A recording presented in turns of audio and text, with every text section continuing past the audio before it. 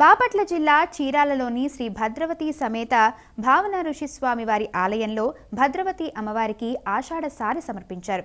మహిళలు పెద్ద ఎత్తున మంగళ వాయిద్యాల నడుమ ఊరేగింపుగా వచ్చి అమ్మవారికి ఆషాఢం సారెను సమర్పించి మొక్కులు చెల్లించుకున్నారు. అబ్బో, ఇక్కడ కేజీ చీరలు కొంటే అర కేజీ చీరలు ఫ్రీ అంట. మంగళ్య షాపింగ్ మాల్ కేజీల్లో సేల్, టన్నుల్లో ఆనందం.